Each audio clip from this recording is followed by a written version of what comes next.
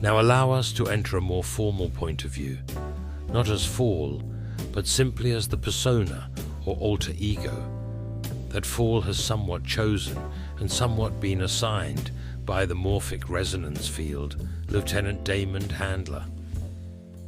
This is how it might look without knowing what we know about Faul. I'll even dress this narrative in past tense garb, just to give it that familiar feel to which many readers have unwittingly grown accustomed. The visitation.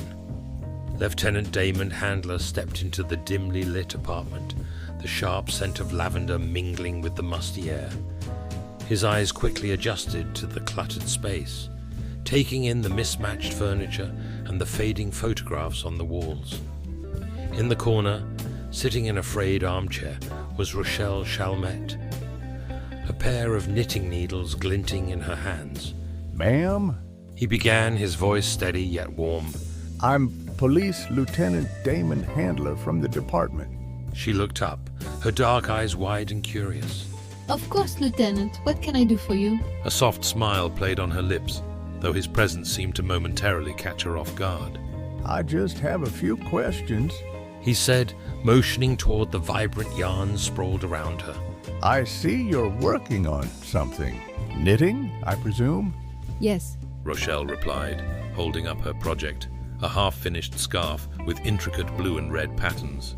It helps relax me before a show. Keeps my mind focused, you know. I like to rehearse my songs while I work. She gestured to the two balls of yarn on the table, one a striking blue, the other a passionate red. For the energy. Tonight's a big night. Handler nodded, his expression softening somewhat. I understand, though it's a bit warm for a scarf. I wish I had the luxury of such calm in my line of work. He cleared his throat, shifting to the matter at hand. I was hoping you could help me. Is your roommate here? Miss Carmelle Luz? Rochelle's interest piqued. Carmelle? No, I'm afraid she has left for the Swan Song already. She had to get ready for her performance. She explained, a hint of pride in her voice. She goes on before I do, to warm up the boys. I'll join her there a little later. Handler retrieved a folded newspaper from his pocket, smoothing it out on the table between them. The headline blared, "New singing siren to hit the Swan Song." He pointed to a photograph of Carmelle and Rochelle, the former captured mid-laugh, her beauty radiating from the page. I see. Your roommate seems to be making quite the splash. Carmelle is something special. Rochelle said, admiration spilling into her voice. Though she is new to the business, she was born for the stage, always charming the crowd. True enough. Handler agreed, leaning in slightly. I was hoping maybe I could meet her tonight. Mind if I stop by the club later? If you think it would be all right and all. Of course.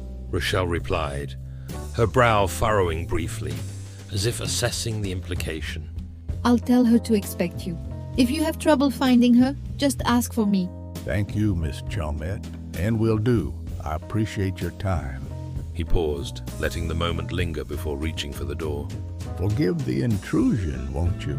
You're forgiven, but be careful out there, Lieutenant. She replied softly, genuine concern threading through her lilting tone.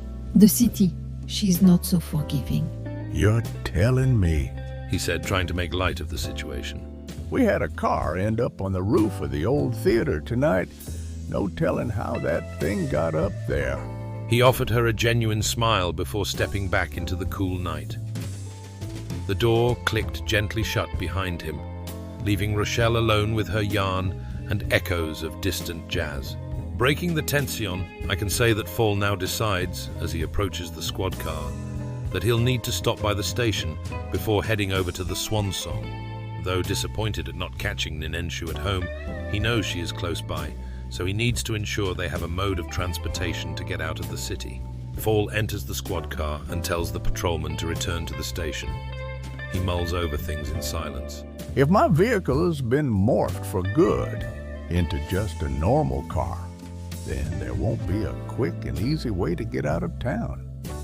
I can't just make another one of those without bringing the Queen's unholy army down on me next time. With luck, though, These men may have gotten the car off the roof.